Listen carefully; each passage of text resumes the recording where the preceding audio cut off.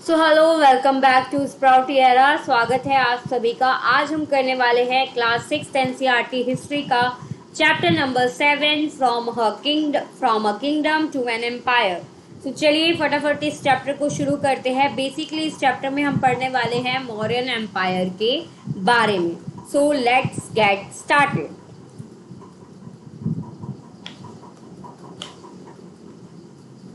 सो जो लायंस हम आज के समय पर अपने नोट्स पर देखते हैं या कॉइन्स पर देखते हैं, इनकी लॉन्ग हिस्ट्री रही है। ठीक है, सारनाथ में एक पिलर है जिसके बारे में हमने चैप्टर 6 में पढ़ा था। उस पिलर के टॉप पर जो है बड़ी सी लायंस की जो मूर्ति है, आप कह सकते हैं स्कल्पचर जो है वो प्लेस किया गया है, कार्व किया गया है स्टोन से। अशोका जो है हिस्ट्री के one of the greatest rulers में से है, और उनके जो इंस्ट्रक्शंस थे, यानी कि जो भी वो आदेश देते थे उनको पिलर्स पर इंस्क्राइब करवा दिया जाता था, और रॉक सरफेसेस पर भी उनको इंस्क्राइब करवाया जाता था। इंस्क्राइब का मतलब होता है, इंस्क्रिप्शन का मतलब क्या होता है कि भी किसी हार्ड सरफेस जैसे कि स्टोन पे जब हम लिखवाते हैं कुछ, ठीक है, तो उसे हम क्या कहेंगे, इंस्क्रिप्शंस। ओके, बट अब इन इंस्क्रिप्शंस पर क्या लिखा है ये जानने से पहले हम ये जान लेते हैं कि किसी भी किंगडम को एम्पायर कब कहा जाता है या क्यों कहा जाता है। अब वो एम्पायर जिसपे अशोका ने रूल किया वो उसके ग्रैंडफादर यानी कि उनके दादाजी चंद्रगुप्त मौर्य के द्वारा स्टैब्लिश किया गया था। यानी कि जिस मौर्यन एम्पायर में अशोका ने रूल किया, वो एम्पायर की स्थापना या उसको फाउंड किसने किया था, चंद्रगुप्त मौर्य, जो उनके ग्रैंडफादर थे।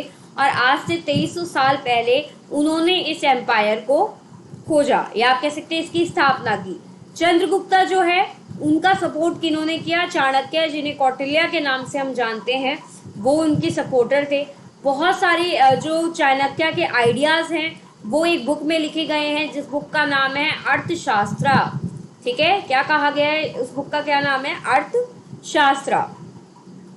अब डायनेस्टी का मीनिंग क्या होता है एक बार हम ये देख लेते हैं। जब किसी भी एक सेम फैमिली के मेंबर एक के बाद एक रूलर बनते हैं, कि राजा का बेटा राजा, राजा के बेटा राजा बन रहा है, तो उससे डायनेस्टी फॉर्म होती है।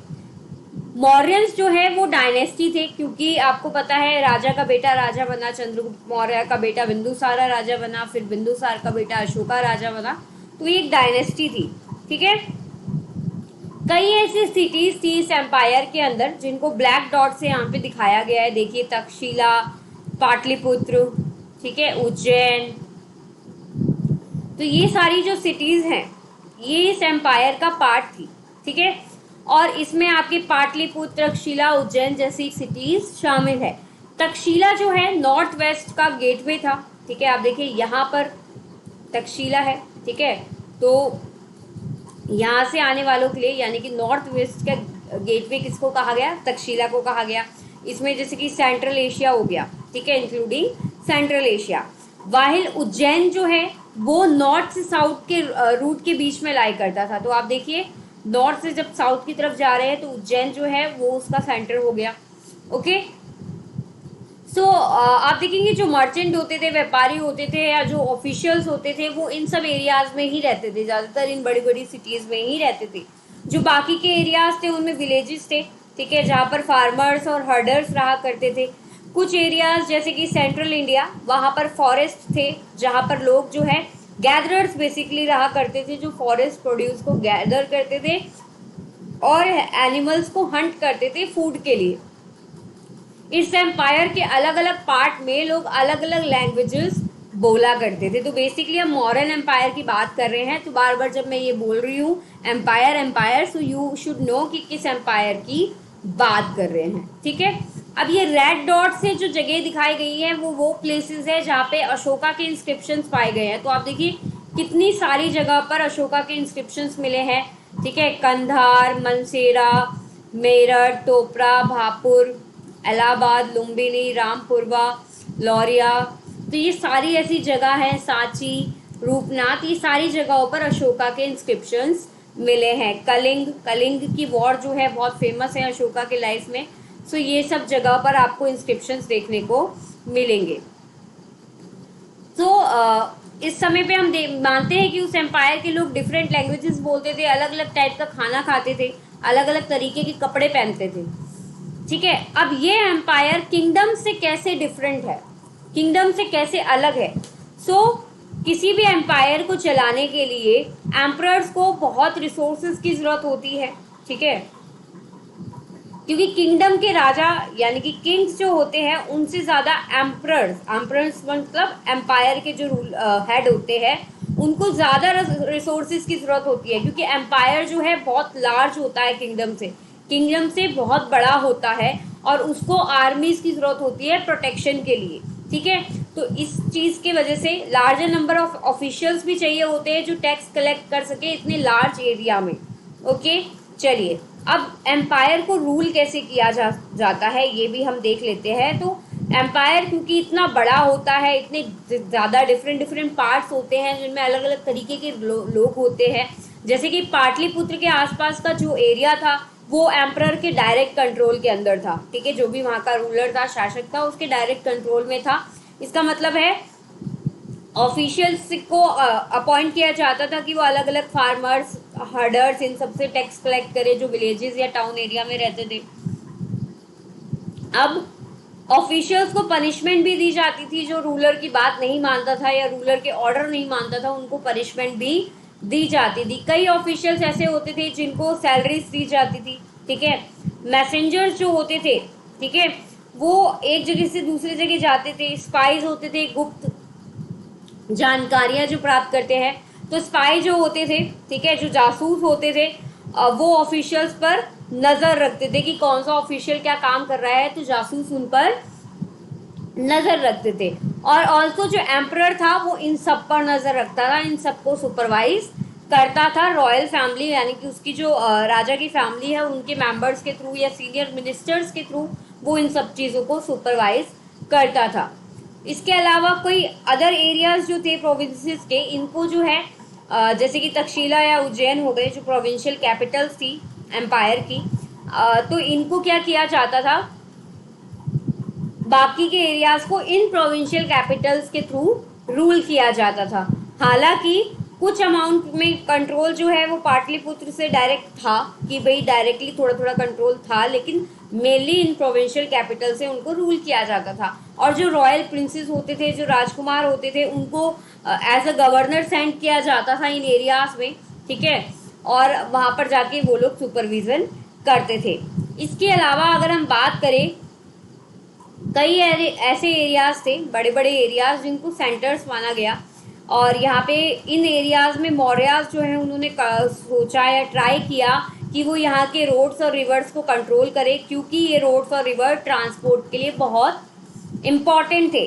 और साथ ही साथ जो भी रिसोर्सेज इनको चाहिए होते थे या टैक्स या ट्रिब्यूट इनको चाहिए होता था वो इन एरियाज से मिल जाता था। एग्जाम्पल के तौर पे अर्थशास्त्र हमें ये बताता है कि नॉर्थ वेस्ट जो है एक इम्पॉर्टेंट था ब्लैंकेट के लिए। नॉर्थ वेस्ट रीजन जो था वो ब्लैंकेट्स के लिए इम्पॉर्टेंट था। साउथ इंडिया गोल्ड और प्रीशियस स्टोन्स के लिए इम्पॉर्टेंट था। और ये भी माना जाता है कि ये रिसोर्सेज जो है एज अ ट्रिब्यूट, कि भाई राजा को गिफ्ट दे रहे हैं लोग, एज अ ट्रिब्यूट भी कलेक्ट किए जाते थे। ट्रिब्यूट क्या होता है, टैक्सेस तो है भाई लोग पे कर रहे हैं जो रेगुलर बेसिस पे लिया जाता है, लेकिन ट्रिब्यूट क्या है कि जब भी चाहिए या जब भी पॉसिबल है लोगों के द्वारा वो अलग अलग चीज़ जो है वो लोगों राजा को जो है देते थे एज अ ट्रिब्यूट। इसके अलावा कुछ ऐसे एरियाज थे जो फॉरेस्टेड थे, यानी कि जंगल वाले जो एरियाज थे, और जो लोग इन एरियाज में रहते थे वो कम इंडिपेंडेंट थे, या आप कह सकते हैं इन एरियाज के जो लोग थे वो एलिफेंट, टिम्बर, क्योंकि जंगल में देखिए एनिमल्स होंगे, फॉरेस्ट है, लकड़ियां मिलेगी, ठीक है, तो टिम्बर, हनी, वैक्स, ये सारी चीज़ें जो है मॉडर्न ऑफिशियल्स को दिया करते थे। ठीक है, तो इन लोगों से ये चीज़ें एक्सपेक्टेड थी कि ये लोग ये चीज़ें दे। अब आ जाते हैं हम आगे, अशोका अ यूनिक रूलर। तो अशोका के बारे में पढ़ लेते हैं, क्योंकि हम सब जानते हैं कि मौर्यन एम्पायर का सबसे इम्पॉर्टेंट रूलर जो है या सबसे इम्पॉर्टेंट रूलर जो है अशोका रहे हैं। और वो फर्स्ट रूलर थे जिन्होंने ये मैसेज लोगों तक अपने मैसेजेस को इंस्क्रिप्शंस के थ्रू लोगों तक पहुंचाने की कोशिश की। ज़्यादातर अशोका के जो इंस्क्रिप्शंस होते थे वो प्राकृत में होते थे, ठीक है, और उन्हें ब्राह्मी स्क्रिप्ट में लिखा जाता था। अशोका की जो कलिंग वॉर थी, कलिंग क्या है, उड़ीसा का एंशियंट नेम है। आज के टाइम के उड़ीसा को उस समय पर कलिंग कहा जाता था। तो अशोका ने जो है युद्ध लड़ा कलिंग को जीतने के लिए। हालांकि वो इतना डर गया इस युद्ध के बाद, जब उसने इतना ज़्यादा अहिंसा देखी, खून खराबा देखा, तो वो इतना ज़्यादा हॉरिफाइड हो गया और उसको लगा कि आगे से उसने डिसाइड किया कि वो और ज़्यादा लड़ाइयाँ या युद्ध जो है वो नहीं करेगा, ठीक है। वो पूरी हिस्ट्री में इकलौता ऐसा राजा था जिसने किसी वॉर को जीतने के बाद गिव अप कर दिया हो, ठीक है। सो अशोका के कुछ इंस्क्रिप्शंस है जिसमें कलिंग वॉर के बारे में डिस्क्राइब किया गया है, जो दुख और सौरो उसने वहां पर फील किया लोगों को देखकर आफ्टर द वॉर, उसके बारे में यहाँ पे डिस्क्राइब किया गया है। अब अशोका के धम्मा के बारे में पढ़ लेते हैं, क्योंकि अशोका ने धम्मा का प्रचार बहुत ज़्यादा किया, तो इसके बारे में हम एक बार देख लेते हैं। अशोका के धम्मा में किसी गॉड की वर्शिप नहीं आती, कि किसी भगवान की पूजा ये इसमें सम्मिलित नहीं है, या ना ही किसी तरीके का यज्ञ है। उनको ऐसा लगा कि वो अपने आने वाली जनरेशन्स को ये सिखाए, या उनकी जो ड्यूटीज़ हैं, उनके जो कर्तव्य हैं, वो लोगों को या अपनी जनता को, जो प्रजा है, उसको समझाने की, उनको क्या बोलते हैं, उनको वो चीज़ें अनुभव कराने की या उन तक ये बातें पहुंचाने की उन्होंने कोशिश की। ऑल्सो उन्होंने बुद्धा की जो टीचिंग्स हैं उनसे इंस्पायर होके भी लोगों को बताया, या उन लोगों तक उनकी बातें, उनकी टीचिंग्स पहुंचाई। कुछ ऐसी प्रॉब्लम थी जो उसको ट्रबल की या उनको ट्रबल की, परेशान किया, जैसे कि उनके लोग जो थे, एम्पायर के जो लोग थे, जो उनकी प्रजा थी, वो अलग अलग धर्मों को मानती थी, जिसकी वजह से कई बार कॉन्फ्लिक्ट होती थी, लड़ाइयाँ होती थी। तो ऐसी कुछ प्रॉब्लम्स थी। तो जो उनकी प्रजा थी उनमें अलग अलग धर्म के लोग थे, और धर्म अलग अलग होने की वजह से लोगों में कई बार कॉन्फ्लिक्ट्स भी हो जाती थी। एनिमल्स की बलि दी जाती थी, एनिमल्स को सेक्रीफाइस किया जाता था। जो स्लेव्स और सर्वेंट्स थे उनको बुरी तरीके से ट्रीट किया जाता था। इन सब के अलावा फैमिलीज के अंदर अंतर ही या कह सकते हैं फैमिलीज के अंदर ही खुद की कोई लड़ाई झगड़े चलते रहते थे। तो अशोका को ये लगा कि राजा होने के नाते उनकी ड्यूटी है कि लोगों की इन प्रॉब्लम्स को वो सॉल्व करे। इसलिए उन्होंने कुछ ऑफिशियल्स को अपॉइंट किया जिन्हें धम्म महामता कहा गया, जो प्लेस टू प्लेस यानी कि एक जगह से दूसरी जगह जाते थे, लोगों को धम्मा के बारे में बताते थे, ठीक है। इसके अलावा अशोका ने इंस्क्रिप्शंस पर भी धम्मा का प्रचार किया, इंस्क्रिप्शंस पर भी लिखाया ताकि लोग उसको पढ़ के उसके बारे में जान सके। अशोका ने अपने मैसेंजर्स को धम्मा का प्रचार करने के लिए अलग दूसरी जगहों पर भी भेजा, जैसे कि सीरिया, इजिप्ट, ग्रीस, और अपने सन महिंद्रा और उसकी अपनी डॉटर संघमित्रा को श्रीलंका भेजा धम्मा का प्रचार करने के लिए। अशोका ने रोड्स बनवाए, कुएं बनवाए, ठीक है, हाउसेस बनवाए, रेस्ट हाउसेस बनवाए मॉन्क्स के लिए। इन सब के अलावा उन्होंने medical treatment for both humans and animals, कि भाई एनिमल्स और ह्यूमंस दोनों के लिए उन्होंने जो है मेडिकल ट्रीटमेंट भी अरेंज करे। तो अशोका ने बाद में कलिंग वॉर के बाद बहुत अच्छे अच्छे काम करे, ठीक है। अशोका का अपने प्रजा को क्या मैसेज है वो यहाँ पे दिया गया है, एक बार आप रीड आउट कर लीजिएगा, रीड अलाउड, ठीक है, समझ में आ जाएगा। जैसे कि अशोका ने कहा है कि भाई लोग जो है अलग अलग तरीके के रीति रिवाज करते हैं, रिचुअल्स करते हैं, जब वो बीमार हो जाते हैं, जब उनके बच्चों की शादी हो रही होती है या कोई बच्चा होता है, तब ये सब चीज़ें करते हैं। लेकिन इन रिचुअल्स को का कोई यूजलेस, ये सारे रिचुअल्स क्या हैं, यूजलेस है। इसके अलावा लोगों को अच्छे कर्म करने चाहिए। इन पूजा पाठ सेक्रीफाइसेस से कुछ नहीं होगा। आपको अच्छे कर्म करने चाहिए, दूसरों की मदद करनी चाहिए, किसी के साथ बुरा व्यवहार नहीं करना चाहिए, ठीक है। अपने से बड़ों की रिस्पेक्ट करनी चाहिए, हर प्राणी की लाइफ की जो है वो रिस्पेक्ट करनी चाहिए, ठीक है। ब्राह्मण्स को गिफ्ट देना चाहिए, मॉन्क्स और ब्राह्मण्स को। तो ये सब जो है अशोका ने मैसेज अपनी प्रजा के लिए लिखवाए थे। तो यहाँ पर हमारा ये चैप्टर फिनिश हो गया। आई होप आपको ये चैप्टर अच्छा लगा होगा, समझ में आया होगा। इसके अलावा कोई भी आपके मन में क्वेश्चन है आप कमेंट कर सकते हैं। तब तक के लिए all of you all the best. मिलेंगे नेक्स्ट चैप्टर के साथ। Bye bye.